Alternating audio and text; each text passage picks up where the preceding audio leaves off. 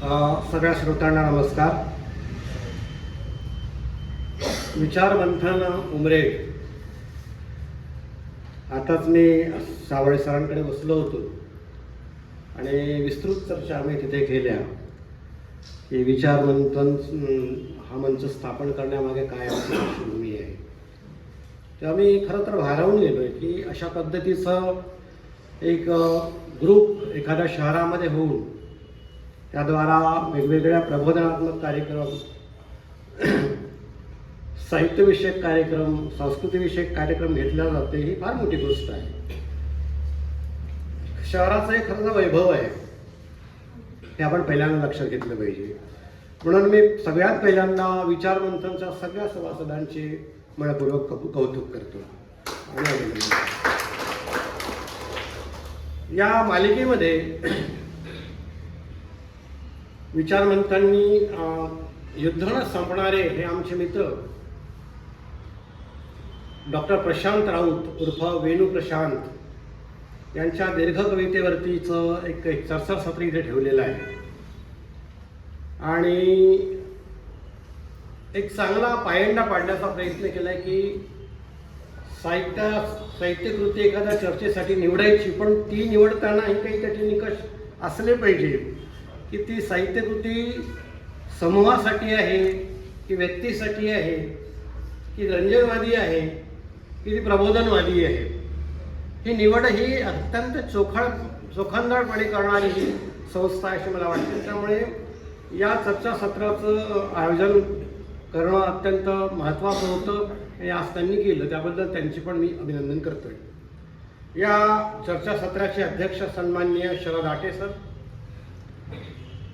उपस्थित असलेले डॉक्टर विलास गजबे सर, अभिवाचन त्यांनी आता उत्तम प्रकारे केलं आहे आणि आपल्यापर्यंत कवितेचे काही अंश पोहोचवले असे संजय बन्सलजी, उत्तम सूत्रसंचालन करतायत असे संजय गायकवाडजी, विजयानंद सावळेजी, आपण सर्व आणि आमचे एक जुने मित्र, शिक्षक मित्र गजानन इंगळे आज माझ्या भेटीसाठी इथे आले आहेत माझ्या प्रेमापोटी, त्यांचा मी उल्लेख केला पाहिजे. या ग्रंथाचे कवी वेणू प्रशांत उर्फ डॉक्टर प्रशांत राऊत आणि आपण सर्व विचार करणाऱ्यांची सर्व मांदी आहे. बंधू भगिनींना मला प्रश्न पडला की मला या कविता संग्रहाच्या चर्चासत्रासाठी भाष्यकार म्हणून का बोलवलं. कारण मी रूढ अर्थाने समीक्षक नाही, थोडाफार कवी आहे, थोडाफार कथा लिहितो म्हणजे कथा लेखक आहे, थोडाफार चित्रकार आहे, थोडाफार वाचक आहे. म्हणून संस्थेला वाटलं असेल की थोडाफार बोलतील, थोडेफार इथे बोलतील या ग्रंथावरती. मित्रांनो, मला असं वाटतंय की कवी कविता लिहितो म्हणजे तो अक्षर गिरवतो असं नाही. आज कवी ही असं शिवी वाटणारी गोष्ट झालेली आहे. म्हणजे कोणी कवी आहो सांगायला धजत नाही, इतकी कवितेची दर्जा आज आपला खालवून घेतलेला आहे या सोशल माध्यमाने, फेसबुकीय वातावरणाने. पण खरं तर कवी ही जी संज्ञा आहे ही आपल्या संस्कृतीमध्ये फार मोठी अशी संज्ञा आहे की जी कवी म्हणजे तत्वज्ञ आहे, कवी विचारवंत आहे, कवी समाजाचा भाष्यकार आहे, या अर्थानं तो कवी आहे. आणि हा जेव्हा मी विचार करतो तेव्हा मला असं वाटतं की वेणू प्रशांत हे जे आहे हे या परंपरेतच नाही. हे केवळ शब्द जुळवणारे नाहीये, हे यमक जुळवणारे नाहीये, ते हे समकालाची आव्हाने पेलणारे आणि समकालावरती उपाययोजना शोधणारे सुद्धा कवी आहे, तत्वज्ञ आहे असं मला वाटतं. त्याच्यामुळे मी त्यांचं अभिनंदन करतो. मित्रांनो, हे कवी जे आहे प्रशांत राऊत, आता जेव्हा अभिवाचन याचं केलं तेव्हा तुमचं असं लक्षात येईल की त्यांनी किती प्रकारे युद्ध चाललेलं आहे या जगात मांडणी, याची थोडीफार कल्पना आहे. हा कविता संग्रह वाचल्यावरती आपल्याला ते आणखी नसते. त्याच्यामुळे हा कवी विचार करणारा कवी आहे, विचार कवी आहे. मला नेहमी जेव्हा कवीचा विचार करणाऱ्या कवीचा विचार येतो आणि मी विचार करतो तेव्हा मला साहिर लुधियानवी आठवतात. की साहिरची पार्श्वभूमी जी होती, साहिर जरी गीतकार म्हणून आज आपल्याला प्रसिद्ध वाटत असेल, पण ते मुळातच प्रागतिक विचाराचे लेखक होते, प्रागतिक विचाराचे कवी होते. कुठला तरी कवीनं म्हटलं होतं की एक शहनशाह ने बनवा के हसी ताजमहल, सारी दुनिया को मोहब्बत की निशानी दी. तर साहिब कसा वेगळा विचार करतो की एक शहनशाह ने बनवा के हसी ताजमहल, हम गरीबों का उडाया है मजा. ही जी दृष्टी आहे, ही दृष्टी कवीला असली पाहिजे. ही दृष्टी जी आहे हीच कवीला मोठं बनवत असते. प्रशांत सर जे कवी आहे हे या पद्धतीचे कवी आहे. साहिबचा पुन्हा मला काही ओळी आठवतात. साहिबने असं म्हटलंय की आपण लिहितो म्हणजे नेमकं काय करतो, काय देतो आपण आपल्या कवितेतून, काय सांगू पाहतो.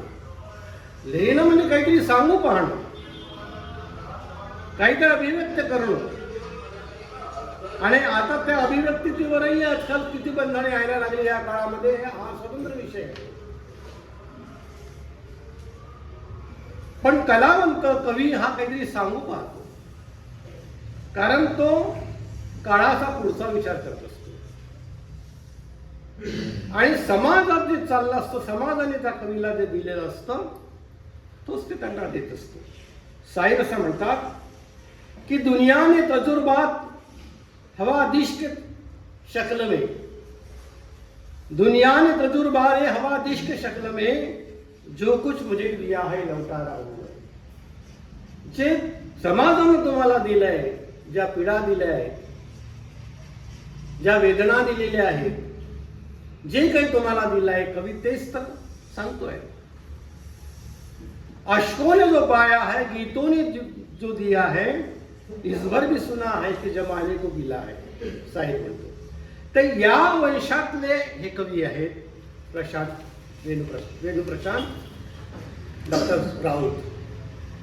मित्रांनो, ह्या कवीचं वैशिष्ट्य मला असं जाणवायला लागलेलं आहे की एक तर कवी असणं हे संवेदनशील मनाचं लक्षण आहे. सर्वच व्यक्ती संवेदनशील असतात कमी जास्त प्रमाणात, कारण तो गुण आहे, विशेष गुण आहे. की हळूहळू समाजातून संवेदनशीलता नष्ट होत चालली हा वेगळा आहे. एखाद्या व्यक्तीचा अपघात झाला, तो तडफत आहे, तिथे आपण रील काढतो आहोत, हे चित्र आपल्याला दिसतं. ही संवेदनशीलतेचं लक्षण नाही. पण सर्वसामान्य व्यक्तीपेक्षा ही कलावंत अधिक संवेदनशील असते. म्हणून संवेदनशीलता या कवीची मला एक प्रामुख्याने अतिशय महत्वाची गुण विशेष वाटतो. हा कवी बहिर्मुख विचार करत नाही, हा अंतर्मुख आहे. हा आतमध्ये डोकावतो, आपल्या स्वतःच्या आणि समाज मनाच्या. दोन प्रकारची मन असतात, समाज मन आणि आपलं व्यक्तिगत मन. या दोन्ही मध्ये डोकावता येणं हे कलावंताचं खरं तर कौशल्य असतं. ते सर्वांना जमतं असं नाही, कलावंताला ते जमतं. आणि कलावंताने हे जर केलं नाही तर तो कलावंत नसतो. प्रशांत राऊत हे या कॅटेगरीतले आहेत. ते समाजमनस्क मनोवृत्तीचे आहेत. समाजाविषयी जे काही चाललं आहे, समाजाचं जे काही आज सगळ्या पद्धतीचं हनन होत आहे. नैतिक मूल्यांचं असेल, सामाजिक मूल्यांचं असेल, लोकशाही मूल्यांचं तर होतच होत आहे. या सगळ्यांचा धांडोळा, या सगळ्यांना संवेदनशील मनाने टिपणे ही जी त्यांची वृत्ती आहे, समाज मनस्क वृत्ती, याचे ते प्रतिनिधी आहेत. एक शोषणविरहित समाजाचे स्वप्न पाहणारे चळवळीचे कार्यकर्ता आहे. म्हणून मला ह्या कवीचं कुळ जे आहे हे प्रागतिक लेखकाचं, प्रागतिक कवीचं कुळ वाटतं, जे फुल्यांचं. फुलांनी अखंड लिहिलंय, अभंग तर नंतर लिहिला गेले, म्हणजे आधी लिहिल्या गेले, अखंड लिहिले. मला माहिती फुल्यांना कोणी कवी म्हणायला तयार नाही. फुलांनी नाटक लिहिलं, फुलांना नाटककार म्हणायला तयार नाही कोणी. पहिलं नाटक तेही. तर या कुळातले विचार करणाऱ्या कलावंत दोन प्रकारचे कलावंत असतात. एक जीवनवादी कलावंत, जो जीवनाविषयी विचार करतो आपल्या कलेतून. कारण मला असं वाटतं की जीवन निरपेक्ष काही राहू शकत नाही. कलेत जर जीवन आलं नाही, एखादा चित्रकार आपल्या कलेतून जर जीवन मांडत नसेल, एखादा मूर्तिकार आपल्या कलेतून जीवन मांडत नसेल, एखादा साहित्यिक आपल्या जीवन मांडत नसेल, तर तो रंजनवादी आहे. मनोरंजन हे किती दिवस चालेल? मनाचंही रंजन हे महत्वाचं आहे, पण रंजनाचा पलीकडे पण मानवी काही गोष्टी असतात, त्यातून कलावंत टिकत असतो. तर अशा प्रकारचे हे कलावंत आहे मला असं वाटतं. कारण माणूस आणि प्राणी विचार नाही करत ना. माणूस विचार करतो. माणूस त्यालाच म्हणतो तुझा विचार करतो. त्याला विचार करण्याचं इंद्रिय दिलेलं आहे, ते मेंदू आहे. मी नेहमी एका असं उदाहरण देतोय की जेव्हा मनुष्य निर्माण झाला तेव्हा तो जंगलात होता असं म्हणतात. कपडे नव्हते त्याच्या अंगावरती. आधी शिकार करत होता तो. शिकार करून पोट भरत होता ना, गोळेत राहत होता. आपण बघितलं तो आपल्या लक्षात येईल. काय खात होता तो? भाजलेल्या अग्नीच्या शोध लागायच्या आधी कच्चच मांस खात होता, शिकार करत होता. वाघ काय खात होता त्यावेळेस? तोही शिकार करत होता, तोही कच्चा मांस खात होता. माणसाने इतका या काळामध्ये स्वतःची आज अन्न संस्कृती निर्माण केली. वाघ आज नाही खात काही कॉन्टिनेंटल पदार्थ किंवा चायनीज, बरोबर आहे? हा कशाचा परिणाम आहे? तर माणसाने आपल्या मेंदूद्वारा, विचारशक्तीद्वारा संस्कृतीला विकसित केलं. अन्न संस्कृतीपर्यंत तो आला. हा फरक आहे प्राण्यांमध्ये. पण याचा अर्थ असा नाहीये की माणसातलं प्राणित्व निघून गेलंय म्हणून. पशुपातळीवर वागणारी लोक दिसतात आपल्याला, कधी कधी जागरूक होतं, ते दिसतात आपल्याला समाजामध्ये. तर ही जी गोष्ट, ही जी भावना आहे, हे जे माणसाचं वैशिष्ट्य आहे, हा कलावंत पकडत असतो. कविता लिहिणे ही सोपी कृती आहे असं मला वाटत नाही. म्हणजे आजकाल बरेच लोक यमक जुळवणारे कवी लिहायचे, कवी झालेले आहेत. बरेच लोक असे आहेत. मला आठवते कुठले तरी एक कवी होते, ते देवीदास सोटे नावाचे. चांगला काळ घालवला त्यांनी आपल्या रंजनवादी कवितेने. घेणणारे सांबराव पेणणारे चहा, येणणारे सांबराव पेणणारे चहा, आता काऊन करते ट्याहा, सकाळी सुटला ना आणला गुर न पोट्टाने केली हातावर टूर. आणि लोक फार प्रचंड टाळ्या वाजवायचे. तर हा जो कवीचा जो प्रकार आहे, अशी खूप कवी आपल्याला दिसते, पण ते काळाच्या पडद्याआड निघून जातात. जे कवी समाजाच्या जगण्याचा, संस्कृतीचा, भाषेचा, जीवन जगण्याचा मुळातून विचार करतात, समकालाचा मुळातून विचार करत असतात, ते कवी कालातीत होतात, काळाच्या कसोटीवर टिकत असतात. कारण कवी हा केवळ अक्षर दुरुस्त करण्यासाठी काय कविता लिहित नाही, हे आपण पहिल्या लक्षात घेतलं पाहिजे. अक्षर दुरुस्त करायसाठी कविता लिहित नाही तो, की आपले लक्ष खराब आहे तो कविता लिहिलं पाहिजे. मग तो कशासाठी कविता लिहितो? तर तो कविता लिहितो म्हणजे जगातील कुरूपता नष्ट करण्याचा कार्यक्रम लिहितो. एक आपण लक्षात घेतलं पाहिजे. जे कुरूपता दिसते जगातली ती नष्ट कोणी करायची? राजकारणाने तर सोडूनच टाकली आहे. ते अधिक कुरूप करण्याचा कार्यक्रम त्यांनी हाती घेतलेला आहे. काही विचारधारांच्या संघटनांनी तो कार्यक्रम हाती घेतलेला आहे. मग कलावंत असेच जर झाले समजा, तर हे जग अधिक कुरूप होईल. पण जी काही कुरूपता त्याच्या नजरेला पडते, मानवी जीवनातली प्रत्यक्ष जगनातली विसंगता त्याच्या नजरेला पडते, तो कुरूपतेचा कार्यक्रम नष्ट करण्याचा कार्यक्रम तो कवितेचा द्वारा लिहित असतो, म्हणजे कविता लिहितो. माणसाच्या डोक्यात विज्ञानहीनता रचणारा, विज्ञान निष्ठता रचणारा हात तो रचत असतो, की माणसाची वृत्ती जी आहे ती अवैज्ञानिक आहे का, अंधश्रद्धाळू आहे का? आपल्याला दिसते अशी की समाजामध्ये किती विविध प्रकारच्या श्रद्धेच्या नावानं अंधश्रद्धा,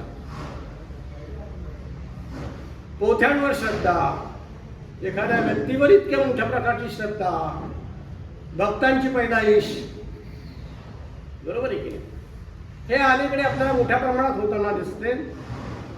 वैज्ञानिक दृष्टिकोन हरवलेली पिढीच्या पिढी तयार होते, की काय असं वाटतं विज्ञान शिकतं. ते काही विद्यार्थी बसलेले शिक्षणातून हा विचारच, लोकशाही मूल्य त्यांच्या अंतरंगामध्ये आणि त्यांच्या विचारामध्ये रुजवावी अशा पद्धतीचा काही कार्यक्रमच नाही आमच्याकडे अभ्यासक्रमामध्ये. मी इतके वर्ष शिक्षण खात्यामध्ये काम करत होतो, तर मी तपासल्यासारखं करत होतो ना, बाकीचे शिकवल्यासारखे करत होते. म्हणजे एखादा मुलगा उच्च शिक्षण घेतो आणि तरी त्याला प्रश्न पडतो की मी काय करावं. एखादा मुलगा उच्च शिक्षण घेतो तरी पण अतिरेकी संघटनांमध्ये सामील होतो. एखादा डॉक्टर होतो पण इंद्रिय विकतो, किडण्या विकतो. एखादा इंजिनियर होतो पण कच्चे पूल बांधतो. एखादा सायंटिस्ट होतो पण विघातक गोष्टी करण्यासाठीच करतो. तर याच्यामध्ये मूल्य रुजलेली आहेत का नाही की हा शिक्षणाचा खरं तर पराभव आहे. शिक्षणातून मनुष्य उभा झाला पाहिजे. शिक्षणातून नैतिक मूल्य आणि लोकशाही मूल्य ही त्याच्यात रुजली पाहिजे. कारण लोकशाही ही केवळ राजकीय प्रणाली नाही आहे, ती जीवन प्रणाली आहे. हे आपण पहिल्यांदा लक्षात घेतलं पाहिजे. कवीला तेच तर मांडायचं इथे. त्याने जे ही युद्ध सांगितलेली आहे, हे युद्ध ती तशाच प्रकारची आहे. तर तो त्याच्यात जर विज्ञान निष्ठता नसेल तर तो आज काल परवा मी पेपरमध्ये वाचलो काल की टाकळ घाटमध्ये एक अशी मोहीम सुरू केली आहे की तिथे बाबासाहेबांची आणि बुद्धांची पण स्थापना केली आहे. आणि त्याच्यातून बाबासाहेब आणि बुद्धांना बाहेर काढायसाठी वित्तू बाबाला विरोध नाही लोकांचा, पण वित्तू बाबा आणि बाबासाहेब आणि बुद्ध याचं काही कॉम्बिनेशनच नाही ना. ह्या अधिकाधिक अंधश्रद्धा अशा समाजात पसरलेल्या आपल्याला दिसतात. तर हा विज्ञानाचा अभाव आहे. विज्ञान निष्ठता जी आहे ती विज्ञान निष्ठते रचणारा हात कवी निर्माण करत असतो. सतत बदलू शकणाऱ्या माणसांचे प्रियंबल रचतो की बदल हा मानवी स्वभाव आहे. बदल जर त्यांनी स्वीकारला नाही तर व्यक्ती दगड होईल.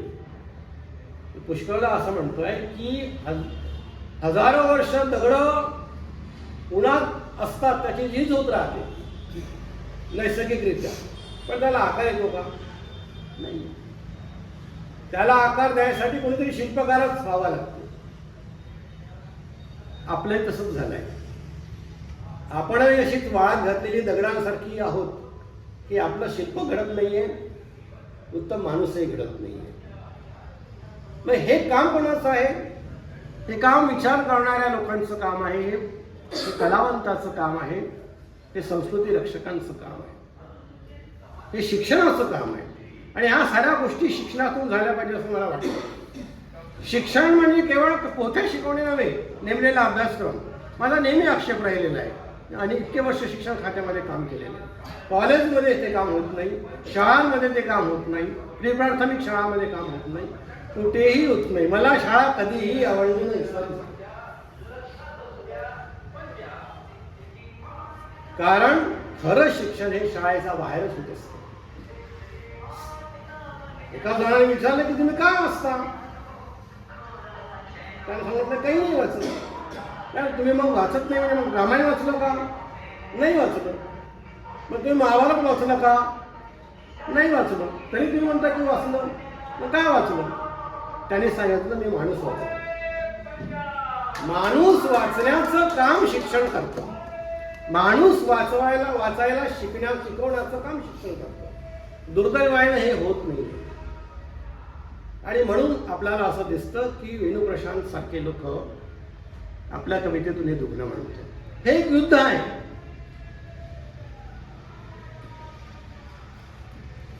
कवीनी स्वतःची एक अंतर्भाषा असते. तुम्हाला माहिती आहे की त्याची स्वतःची एक भाषा असते. म्हणजे सगळ्यांना जाणवतं, जे काही वास्तव आहे थोडंफार जाणवतं सर्वांना, पण तो मांडू शकत नाही.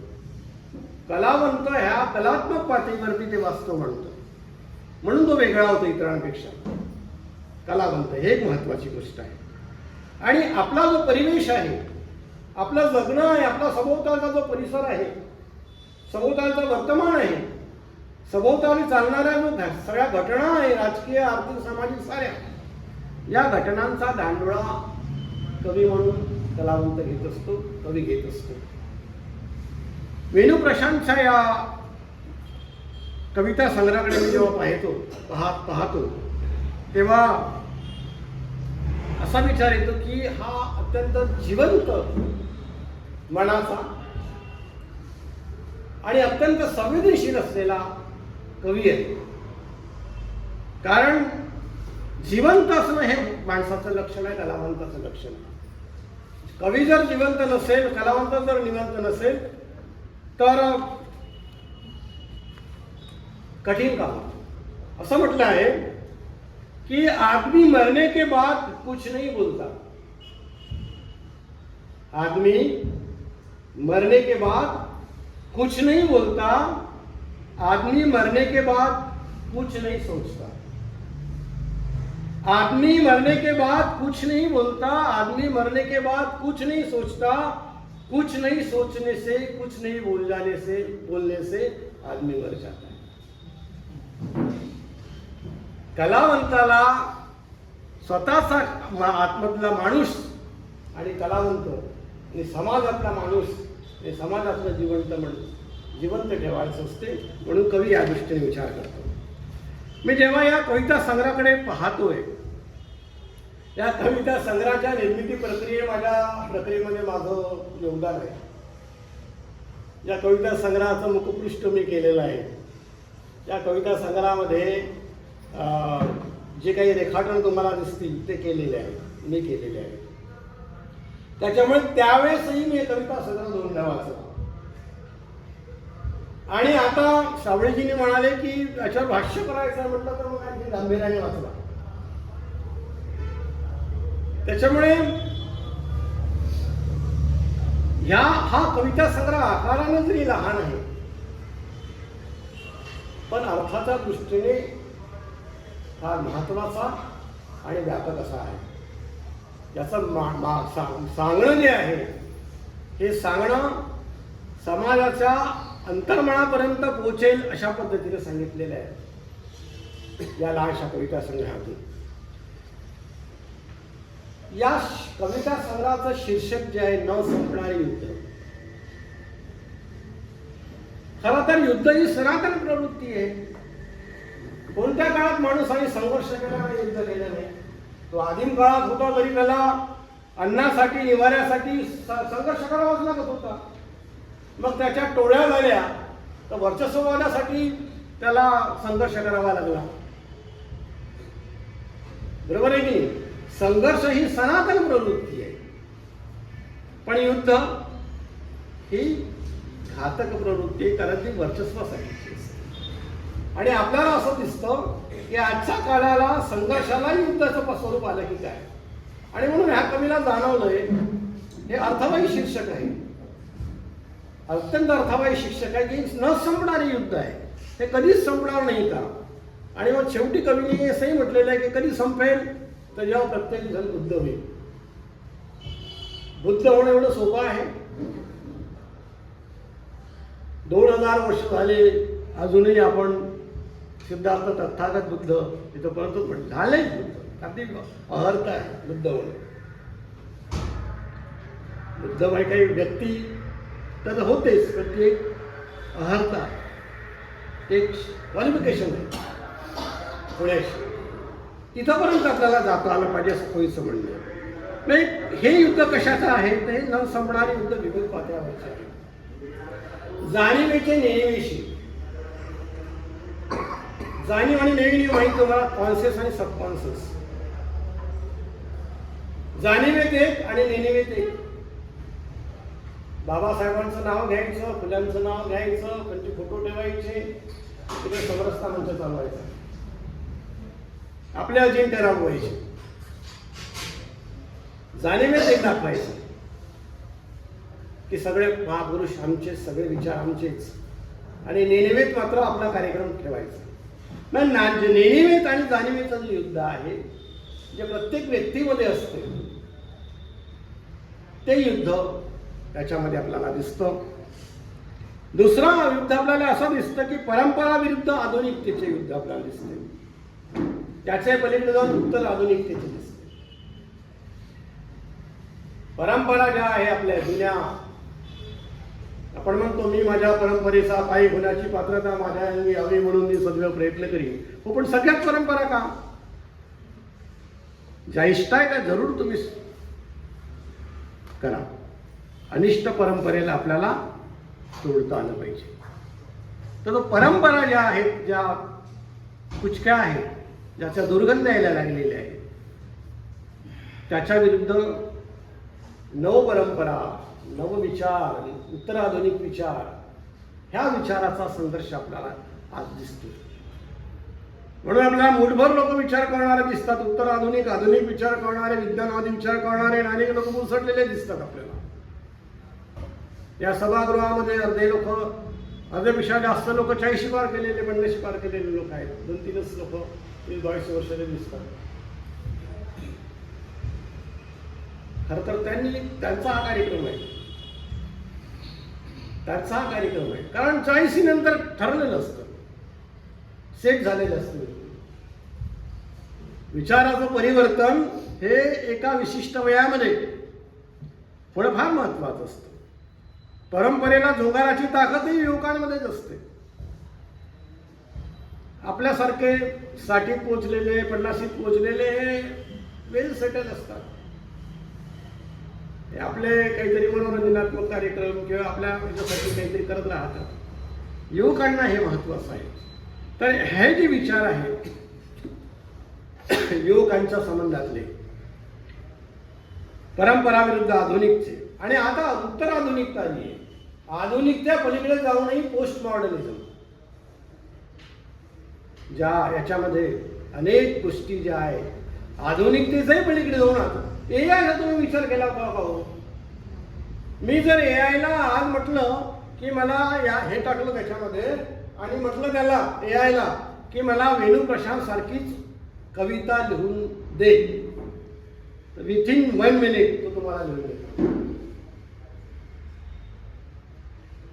लताबाई गेल्या, एआयला म्हटलं की मला लताबाईच्या नावाच्याच गाणं पाहिजे, एआय करून देतो. ही उत्तर आधुनिकता. इथे माणसाचंही काय अस्तित्व आलाय प्रश्न याच्यामध्ये, कवितेमध्ये आलाय. आणि त्यांनी याच्यावरती भाष्य केलेलं आहे की हे घातक आहे. पण घातक काय? विकास हा घातक कधीच नसतो. सुरुवातीला वाटतं, जेव्हा राजीव गांधीच्या काळामध्ये संगणक आला होता तेव्हा आम्ही साऱ्यांनी विरोध केला होता की माणसं रिकामी होती. आणि आज असा विचार येते की कम्प्युटर क्षेत्रामध्ये काम करणारे लोक आणि कम्प्युटर शिवाय होतच नाही. उद्या AI सुद्धा आपल्याला असा फायदा होऊ शकतो या दृष्टीने. तर ही उत्तर आधुनिकता आहे, ही उत्तर आधुनिकता आहे. तर हाही संघर्ष, या कविते संघर्ष याच्यामध्ये युद्ध आपल्याला दिसतं. संस्कृती विरुद्ध विकृती. लोक विकृतीलाच कधी कधी संस्कृती म्हणतात आणि बहुसांस्कृतिकला तर आमचा फार विरोधच असतो.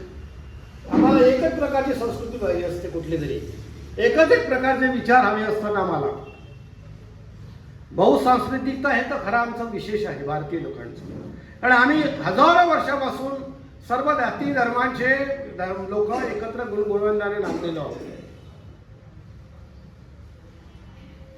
ही आमची परंपरा आहे, हे आमचं विशेष आहे. त्या बहुसांस्कृतिकतेलाही आता आपल्याला सूड लावलेली दिसते की एकच प्रकारचं, एकच धर्मीय राष्ट्रवादाचा नावाने एकच वेगळंच काहीतरी अजेंडा सेट करणं हे आपल्याला दिसतं. हे कमीला जाणवतं. म्हणून आपल्याला असं दिसतं की संस्कृती आणि विकृती याचातला संघर्ष आपल्याला दिसतो. बहुसांस्कृतिकच्या विरोधातला संघर्ष दिसतो. अरे कोणी काय खाल्लं पाहिजे, कोणी काय खाऊ नये हे सुद्धा जेव्हा सेट होतं, तर ही काही संस्कृतीची लक्षणं नाही आहे. संस्कृती ती माणसाला प्रगत बनवत असते. ही विकृती म्हणजे खाण्यावरून माणसाला दूर करणं, जातीवरून माणसाला दूर करणं, धर्मावरून माणसाला दूर करणं, त्याचा द्वेष करणं, हे आपण अनुभवतो आहोत कित्येक वर्षापासून. आणि अलीकडे तर आपण ते जास्तच तीव्रतेने आपल्याला जाणवत आहे. तर हा संघर्ष अशामध्ये आला. आपल्याला असं दिसतं की भौतिकता जी आहे, भौतिकता म्हणजे आभासी जग, खूप झगमगाट.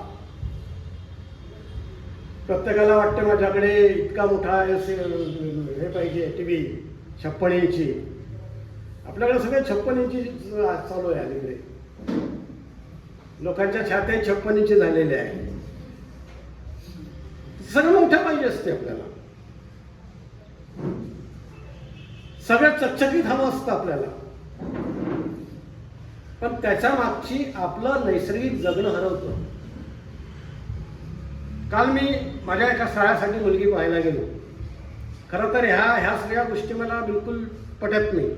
मी मुलांना सांगून दिले, बाबा माझ्यावरती पाळी आणू नको.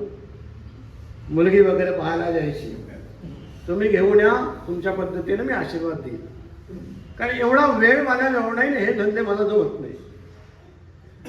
मग त्या कार्यक्रमात काल गेलो मी, मग बघितलं वगैरे त्या ट्रॅडिशनल पद्धतीने सगळं. मग त्या सगळ्या पोरीला खालून वरपर्यंत बघणे सगळे. म्हणजे मला स्वतःला असं वाटलं की मी जर तिथे असतो आणि माझ्यात काही जर वैगुण्य असतं आणि प्रत्येकात काही ना काही राहते आणि अशा पद्धतीने लोकांनी न्याहाळलं असतं. आता पायापासून तर डोक्यापर्यंत 4 लोकांमध्ये बसून विनाकारण युजलेस प्रश्न विचारले असते, तुझं मामकुळ काय, तुझ्या बाबाचं नाव काय नाही. तर कसं वाटलं, ही परंपरा अनिष्ट आहे. मग मी घरी येऊन बायकोला म्हणालो की आपल्यापेक्षा ते आदिवासी केव्हाही चांगले. त्यांना आपण आदिवासी म्हणतो, त्यांचं स्वतःचं गोटूल आहे, त्यांचं स्वतःचं गोटूल आहे. जिथं तरुण मुलं मुली एकत्र येतात, एकमेकांच्या विचारांना समजून घेतात, एकमेकांचा आदर करतात, काही दिवस राहतात, आपापल्या मतानं जोडीदार निवडतात आणि मग त्यांची प्रगत आहे. हे कुठलं झालं का नको हे खाणं नाही करणं. तर ही जी परंपरा आहे, ही जी संस्कृती आहे, हा जो भौतिकवाद आहे, त्याच्या विरोधात आणि नैसर्गिक जगण्याच्या विरोधामधला जो आंतरविरोध आहे, तो आंतरविरोध आपल्याला याच्यामध्ये कवी आपल्याला टिपताना दिसतो. मगाशी चंगळवादाविषयी सर बोलले, मग आला त्या एक शब्द आला होता, भांडवलशाही आणि चंगळवाद. चंगळवाद म्हणजे हाच ना. भांडवलशाही म्हणजे शोषणाचा अड्डा. मार्क्सने सांगितलेलंच आहे पण आपण वेगळ्या अर्थाने मार्क्सवादी आहोत, नाही का? तर भांडवलशाही विरुद्ध ही गोष्ट आहे, लढाऊ आहे. मार्क्सने वर्ग संघर्ष सांगितला, श्रमिकांचा संघर्ष सांगितला. तर हा आहे. आज आपल्याला असं दिसतं की हा देशामध्ये काहीच भांडवलदार लोक हा देश चालवून राहिलेला आहे. आपल्याला असं वाटतं की सरकार चालवून राहिलं आहे. नो, हे भांडवलशाहीच्या इशाऱ्यावर चालत आहोत आपण सगळे. हे आता तुम्ही काल प्रकरण बघितलं ना की कुंभमेळ्यासाठी 1800 झाडं कापून टाकायची. प्लॅनिंग असं आहे की 1800 झाडं उद्ध्वस्त करायची, तो निसर्ग नष्ट करायचा आणि ती छान झालेली जागा मग कुठल्या तरी भांडवलदाराला लीजवर द्यायची. हे नाटकच सगळे. तर हा देश आणि जगही भांडवलशाही झालेला आहे. आणि हा संघर्ष, हे युद्ध, भांडवलशाही विरुद्ध श्रमिकांचं जग. आपण सगळे श्रमिक लोक आहोत. नोकरी करू म्हणजे नोकरी केलं म्हणजे काही येणे आपली गुलामगिरीच आहे एक प्रकारची. गव्हर्नमेंट म्हणते तसं. गव्हर्नमेंट म्हणते ऑनलाईन हजेरी घ्या, घेतली. गव्हर्नमेंट म्हणते डोर टू डोर जा, गेलो. एक जण आम्हाला म्हणाला की सर मला जर 1 लाख रुपये पगार देत असेल तर त्याने म्हटलं की मला संडास साफ करून तरी करेल. पर्याय नाही, काही इच्छाच म्हणजे आपल्याला चॉईसच नाही राहिली आहे. निवडाची काही चॉईस नाही, कारण नाही आहे. तर ही जी भांडवलशाही, ही जी चंगळवादी दृष्टिकोन आहे, हा विनू प्रशांत आपल्या याच्यामध्ये मांडतो. हे युद्ध बहुपातळीवरचे आणि बहुविविध पातळीवरचे, बहुविध अशा प्रकारचे आणि बहुआयामीचे आहे. त्याला अनेक कांगोरे आहेत. ते मागाशी त्या कविता संग्रहात त्यांनी कविता असताना त्यांनी वाचलंय. ते बहु प्रकारचे कांगोरे आहेत त्याच्यामध्ये आहेत. युद्ध वेगवेगळ्या पद्धतीचे आहे. कवी म्हणतो की कुवी युद्धाला असंख्य चेहरे, असंख्य कांगोरे, युद्ध एक कोडे जे कधी न वलवडे. कवीने सांगून ठेवलेलं आहे. आणि हे जे युद्ध आहे ते कधी थांबेल हा प्रश्न आहे. ते युद्ध पुढे चालू राहील की नाही? चालू राहणारच आहे. संघर्ष चालू राहणार आहे. संघर्ष सनातन आहे. पण वर्चस्ववादाचं युद्ध जे आहे आणि हे विविध पातळ्यावरचं युद्ध आहे, हे कधी संपेल हे सांगता येत नाही. 1960चा काळ आपल्याला आठवतो की जो जगामध्ये क्रांती घेऊन आलेला काळ आहे. ज्या काळामध्ये मानवी दृष्टी बदलली, नवे तत्वज्ञ आले. मला तर खूपदा असं वाटतं की इंग्रजांनी जर 150 वर्ष राज्य भारतावर केलं नसतं ना, तर आजही आपण काय ते हैया करत राहिलो असतो तो बांधून. ते आधुनिक विचाराची जी परंपरा इंग्रजांनी आपल्याला दिली ना, फुल्यांनी जी आपल्याला पुढे दिली, बाबासाहेबांनी पुढे दिली, तिथे इथं तरी आहोत आपण. हे विचार जरी करू शकतो. त्या माझ्या बहिणी इथे विचार बसू शकतात. त्यांना कुठे होतं? आमच्या सावित्री आईला साधं किती संघर्ष करावा लागला. तर 60चा काळ आपल्याला असं दिसतं की या काळामध्ये झपाट्याने सगळं बदललं. संस्कृतीविषयीचे विचार बदलले, समाजाविषयीची धारणा बदलल्या, साहित्याविषयीचे, कलेविषयीचे धारणा आपल्याला बदललेल्या दिसल्या आणि साहित्यातही फार मोठं परिवर्तन झालं. तुम्हाला माहिती, तुम्ही वाङ्मयाचे अभ्यासक आहात, तुम्हाला कल्पना आहे. आपण साधारणतः 60 आणि 90 असं करतोय. पण तसं काही करायची गरज नाही. पण एक ते वर्गावर म्हणजे सोयीसाठी आपण ते करतोय. तर आपल्याला असं दिसतं की या काळामध्ये मानवी मूल्यांच्या प्रस्थापनेसाठी कलावंत मोठ्या प्रामुख्याने पुढे आलेले आहेत. आणि विशेषतः असे कलावंतांचे गट निर्माण झालेले आहेत. चित्रात जर तुम्ही पाहिलं तर हुसेन सारखा चित्रकार, गायतोंडे सारखा चित्रकार, तुम्ही नावही नाही. हुसेनला प्रागतिक विचाराच्या चित्रासाठी देश निकाला द्या, काढून टाकलं देशद्रोही म्हणून आपल्या देशातून. जग ज्याचं चित्र एक एवढ्या आकाराचं करोडो रुपयाला घेतात. आज ब्रँड आहे एम एफ हुसेन, गायतोंडे, हे सगळे प्रागतिक विचाराचे लोक आहे. प्रागतिक विचार मांडला म्हणून या लोकांना देशद्रोही शेवटी तो माणूस कतारला जाऊन आपल्या देशाची स्वीकारलं त्यांनी. भारतावरचं प्रेम त्याचं कमी नव्हतं. पंढरपुरात जन्मलेला माणूस तो विठ्ठलाचा सानिध्यात. तर हे असे प्रागतिक विचाराचे गट, मग ते लेखकाचे असतील, चित्रकाराचे असतील, शिल्पकारांचे असतील, विचारवंतांचे असतील. कवितेच्या बाबतीत जर पाहिलं तर आपल्याला असं दिसतं, प्रशंसा की शरदचंद्र मुक्तिबोध, नारायण सुर्वे, नामदेव ढसाळ, तुळशी परब, प्रकाश जाधव, ही सगळी मंडळी नव्या जगण्याचा, नव्या मानवी विचारांचा, मानवी मूल्यांचा विचार करत होतो. शरदचंद्र मुक्तिबोधाने त्याला माणूस मूल्य असं म्हटलं. ह्या माणूस मूल्यांचा मूलमंत्र घेऊन ही पिढी लिहित होती. आणि प्रशांत तर 90 काळ लिहू लागले. म्हणजे अजून 30 वर्षांनी काळ सरकला, ज्यावेळेस आपल्याला दिसतं की जगामध्ये ग्लोबलायझेशन आलं.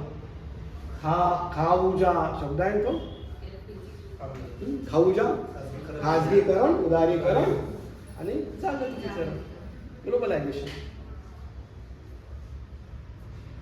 90ला ही स्वीकारल्या गेली संकल्पना. म्हणजे टाळू शकलो नाही आपण.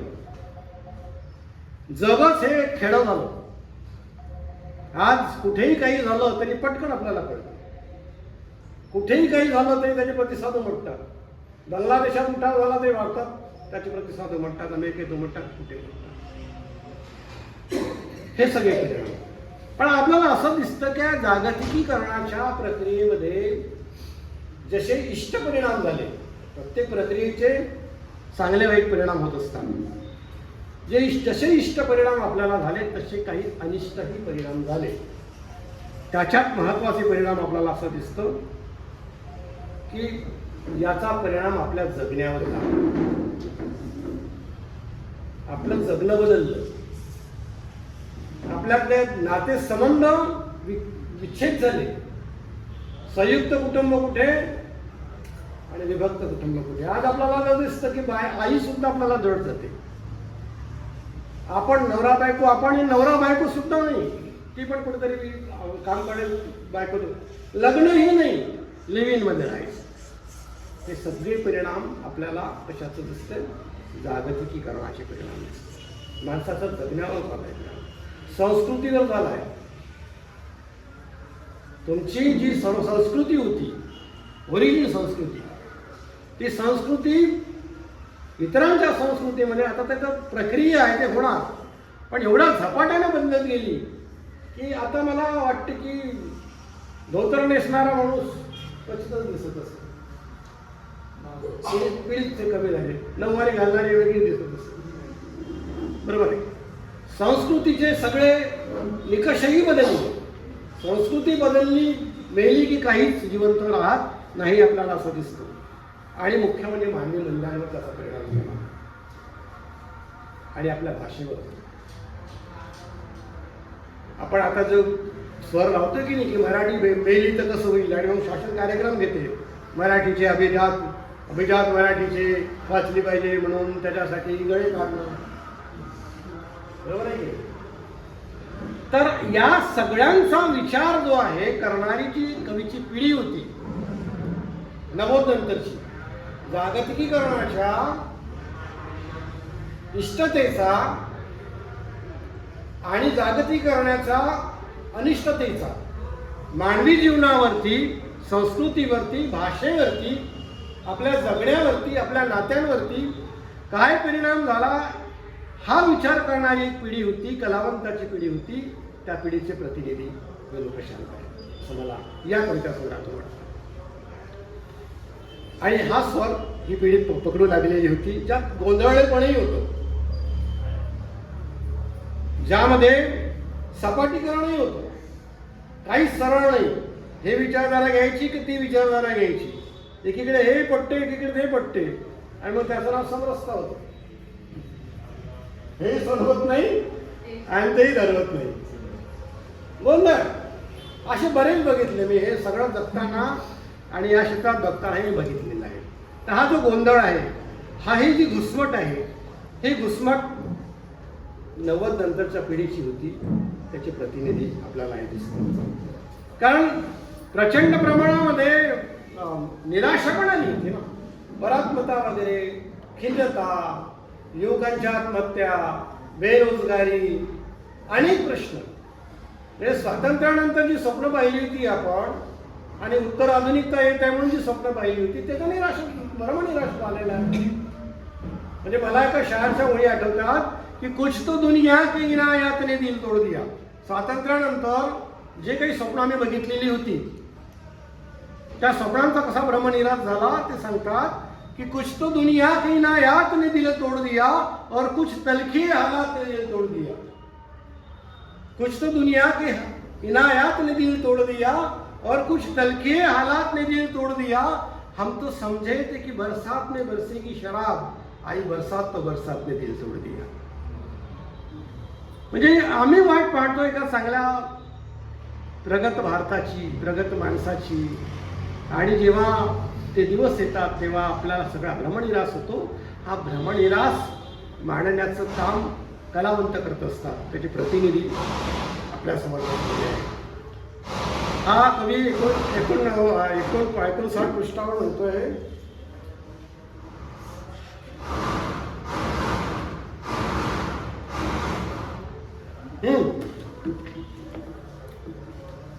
पुढारी केवळ चिखलफेक करण्यात मग्न, सामान्य माणसा भावा लागेल तुला सूर्य आणि उदाची पहाट व्हायची असेल तर. भुईभरी भेगाड आयुष्य, आरपार अंतर्बाह्य जिंदगी झाली करपलेल्या पिकासारखी, आता लावू शकत नाही ठेकळ कोणताही धर्म. स्वातंत्र्यालाही जाणीव होते पारतंत्र्याची. हा संवेदनशील कलावंतच म्हणू शकतो, कारण त्याला हे जाणवतं. कारण आपल्या जाणीवाही पोथट झालेले आहे, जाणवतच नाही. जसा तो कुष्ठरोग होतो की नाही, कुष्ठरोग झालेल्या माणसाला टोचलं का, काही केलं का, कापलं का, काही समजत नाही. आपले मन आणि बुद्धी सुद्धा कुष्ठरोगी झालेली आहे, जाणवूच नाही अशा प्रकारचं सगळं भावना शून्यता येत चालली आहे. हा परिणाम आपल्याला दिसतो. एकूणच मला असं वाटतं की वर्गीकरणाच्या प्रपंचामध्ये जर बघितलं तर ही कविता आमच्या मराठीमध्ये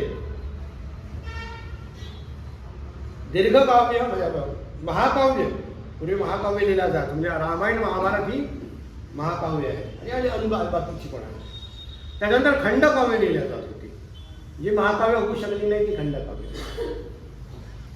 आणि जी महाकाव्य नाही खंडकाव्य नाही पण दीर्घतेचा आकार घेऊन आलेली आहे ती दीर्घ कविता. त्याच्यातही दोन प्रकार आपल्याला असं दिसतात की चिंतनशील दीर्घ भाव कविता, जी गायधनींची देवदूत आपल्याला लक्षात येईल आपल्याला, आणि काही अजून कवी तुम्हाला सांगेल. पण प्रशांत सरांची कविता ही जी आहे ही मला दीर्घ चिंतनशील विचार कविता वाटते. विचार कवितेची परंपरा आमची फार पुढे नाही गेली. विचार करणारे विचार कविताही मग भावकवितेकडे वळत राहतात. पण ही कविता जी आहे ही निवेदनात्मक जरी असली तरी एकाही ओळी तिचा विचार सुटत नाही, तिच्यातली चिंतनशीलता सुटत नाही. म्हणून मला असं वाटते ही कविता वर्गीकरणाच्या प्रपंचामध्ये ही चिंतनशील दीर्घ विचार कविता आहे आणि तिचे स्वरूप हे निवेदनात्मक आहे. ही प्रतिमा आणि प्रतिमेच्या भाषेत नाही बोलत, ही सरळ बोलते, थेट बोलते. कारण प्रतिमा आणि रूपक फार लोकांना कळत नाही. मी तुम्हाला उदाहरण सांगतो गायधनीचे. गायधनीने एक आपल्या कवितेत म्हटलेलं आहे की आम्ही चिंध्या पांघरून, आम्ही सोनं पांघरून, आम्ही चिंध्या पांघरून सोनं विकायला बसलो.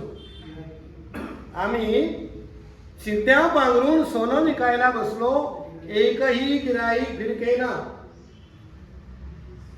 आम्ही चिंध्या पांघरून सोनं विकायला बसलो, एकही गिराईक फिरकेना. मग आम्ही सोनं पांघरून चिंध्या विकायला बसलो, गर्दी पेलता पेलवेला.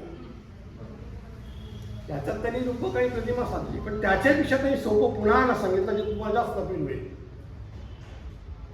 प्रशांत सरांची कविता अशी साधी सुलभ आहे, जी थेट तुम्हाला तुमच्या बुद्धीला आव्हान देते, भावनेला आव्हान देणारी आहे.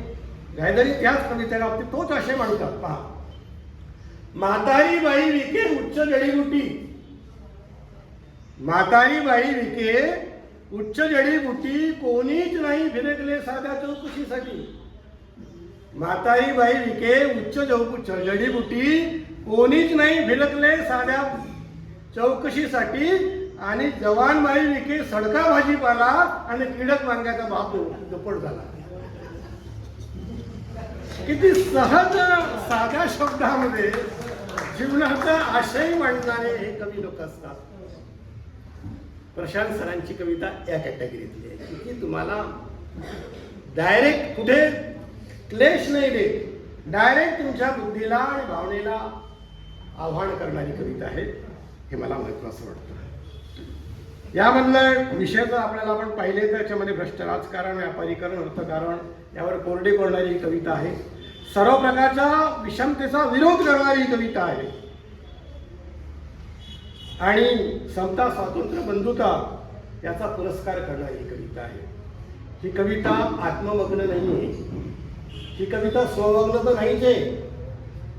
ही सभोवतालाशी आणि वर्तमानाशी संवाद करणारी कविता आहे. त्याचे पेच टिपणारी कविता आहे. त्याचे अंतर्गत संघर्ष टिपणारी कविता आहे. युद्ध चालणारी. म्हणून मला असं वाटतं की असा कवी हा खूप दिवसातून जन्माला येतो, लिहायला लागतो आणि समाजाला काहीतरी सांगू पाहतो.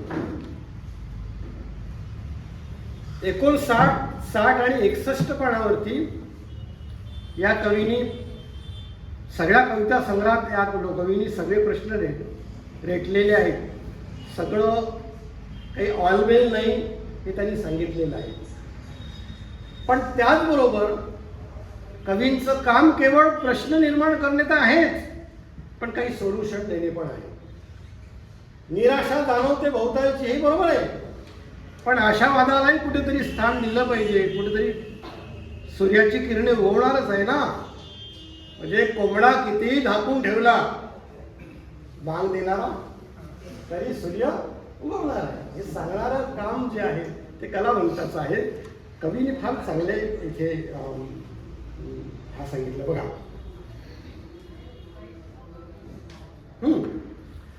एक प्रकारचं पसायदान वाटतं मला ते. आता क्षमतांचा महासागर होऊ दे, आता क्षमतांचा महासागर होऊ, मग आव्हानाचे महाकाय आभाळ पडेल ठेंगणे. अंगभूत कौशल्याचा महापूर येऊ देऊ, मग अडथळ्यांचे डोंगर खसतील. कर्तृत्वाची मशाल पेटवू, मग नपुसत्वाची मरगळ विरगळे. वास्तवाच्या सृजनाचा उन्मेष फुलू देऊ, मग खोट्या इतिहासाची रद्दी पडेल अडगळे. ज्वलंत आवेशाचे फिनिक्स होऊ. फिनिक्स माहिती आहे का? फिनिक्स पक्षी पाहिला तुम्ही? नाही पाहिला. कल्पनेत नाही तो आपला. राखेतूनही तो झेप घेतो म्हणतात. ज्वलंत आवेशाचे फिनिक्स होऊ, मग अग्नालय वेधू, मानव्याचे ग्रह स्थापू. व्यक्ती म्हणून घडावे, माणसाला जोडावे, विमाने पारे आज प्रतिकूलतेशी लढावे. इतक्या सोप्या भाषेत हा जो आशावाद, हिरावलेले स्वातंत्र्य परत मागून मिटवून टाकू जातीवाद, समानतेचे बी पेरू, इतका सुंदर आशावाद हा केला. मला ह्या जेव्हा ओळी वाचल्या तेव्हा मला साहिर पुन्हा आठवला. मला कोण का जाणे 3 वेळा हा कविता सांगायला वागल्यानंतर मला प्रशांत सरांची तुलना एक साहिरशीच करावी वाटली. साहिरनी फार चांगलं म्हटलंय. एका चित्रपटात ते गीतही आलं होतं की वो सुबह कभी तो आएगी, वो सुबह कभी तो आएगी, इस काली सदियों के सर से जब रात का आंचल ढलकेगा. इस काली सदियों के सर से जब रात का कांचन ढलकेगा, जब दुख के बादल पिघलेंगे, जब सुबह का सूरज झलकेगा, जब अंबर झुमके नाचेंगे, जब धरती नगमे गाएंगी, वो सुबह कभी बीतेंगे कभी तो दिन आखिर ये भूखे और बेकारी के. हेच तर म्हणलं आहे, हसता शब्द आहे. बीतेंगे कभी तो दिन आखिर ये भूखे के और बेकारी के, टूटेंगे कभी तो बुत आखिर दौलत के इजारादारी के. जब एक अनोखी दुनिया की बुनियाद उठाई जाएगी, वो सुबह कभी तो आएगी, वो सुबह कभी आएगी. मला वाटतं मित्रांनो की जोपर्यंत वेणू प्रशांत सारखे प्रतिभावंत, डॉक्टर प्रशांत राव सारखे संवेदनशील कवी, लेखक, विचार करणारे विचारवंत संपूर्ण सभोवताल आपला टिकत राहील, तोपर्यंत आपल्यासारख्या लोकांची जगण्याची पापडी जागी राहील. हा आशावाद मला आहे. एक उत्तम कविता संग्रह, एक उत्तम दीर्घ कविता संग्रह मराठीच्या दालनामध्ये दाखल झालेला आहे. जाणकारांनी आणि सर्वांनी तो घेऊन वाचावा. फुकट वाट पाहू नये, नोकरी भेट द्यायची. कारण फुकटाचं मोलच नसतं ना आपल्याला. काही फुकट मिळालं तर ठेव तिकडे, घ्यावं लागलं तर समजतं. तर तो आपण घ्यावा, वाचावा, त्याचं मनन आपल्या अंतःकरणामध्ये, आपल्या बुद्धीमध्ये भिनवून घ्यावं. तेव्हा खऱ्या अर्थानं प्रशांत सरांच्या या दीर्घ कविता उद्दन संपणाऱ्या दीर्घ कविता लिहिल्याचं सार्थक होईल असं मला वाटते. आपण मला इथे बोलवलं आणि मी समीक्षक नाही, भाष्यकार नाही, वगैरे वगैरे काही नाही आहे. एक साधा आस्वादक आहे. माझ्या पद्धतीने आस्वाद घेण्याचा प्रयत्न केला आणि तुम्ही मला शांततेनं माझे मतं ऐकून घेतले. पटले असेल तरी ठीक, नसेल पटले तरी ठीक, कारण लोकशाहीत तो अधिकार आहे. असं जर झाला तर ती स्ट्रॉंग झाली लोकशाही आपली. पटलंच पाहिजे असं काही जरुरी नाही आहे. आपल्याला भक्तांची पैदाइश नाही करायची आहे, आपल्याला प्रश्नकर्त्यांची पैदाइश पिढी निर्माण करायची आहे. हा संदेश आपल्याला आम्ही देतो आहे आणि आशा व्यक्त करतोय की यापुढचाही कविता संग्रह प्रशांत सरांनी एक आमच्यासाठी याचा पुढचा विचार मराठीत पुन्हा दाखल करावा कवितेच्या रूपानं. मी त्यांना माझ्या शुभेच्छा देतो आणि आपल्या सर्वांचे आभार व्यक्त करतो. थांबतो. धन्यवाद.